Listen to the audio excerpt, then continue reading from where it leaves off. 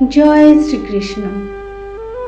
আজকের কৃষ্ণবাণীতে আমরা এমন এক জ্ঞান অর্জন করতে চলেছি যা শিখে আপনার আর ঈশ্বরকে বাইরে খুঁজতে হবে না, কারণ সেই সর্বশক্তিমান ঈশ্বর আপনার হৃদয়ের মধ্যেই বাস করবেন।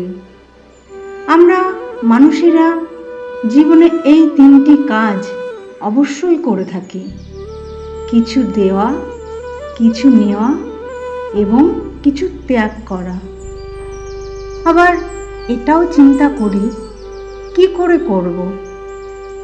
দেওয়ার মতন এত ধনও নেই, নেওয়ার মতন সংসারে এত স্নেহ নেই, আর জীবনে এত সুখও নেই যে ত্যাগ করব। করব তো কি করব? আসলে আমরা এই ভৌতিক সংসারে এতটাই জড়িয়ে পড়েছি, এতটাই ব্যস্ত হয়ে পড়েছি যে কি দিতে হবে, কি নিতে হবে আর কি ত্যাগ করতে হবে বুঝে উঠতে পারি না। কিন্তু ভগবান শ্রীকৃষ্ণ বলেছেন এই তিনটি কথা মনে রেখো: দেওয়ার জন্য দান, নেওয়ার জন্য জ্ঞান আর ত্যাগ করার জন্য অভিমান। যেদিন তুমি দান দিতে শিখে যাবে, জ্ঞান আপনি তোমার মধ্যে চলে আসবে, আর যখন জ্ঞান তোমার মধ্যে চলে আসবে, অভিমানও দূরে সরে যাবে। তাই এই তিনটি কাজ তুমি যদি শিখে যাও,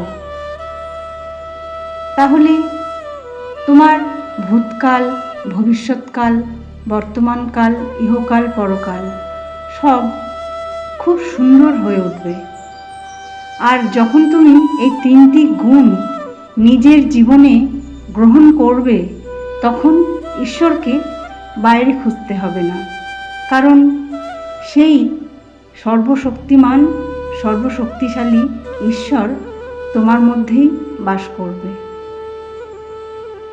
এবার ভালোবেসে বলো রাধে রাধে।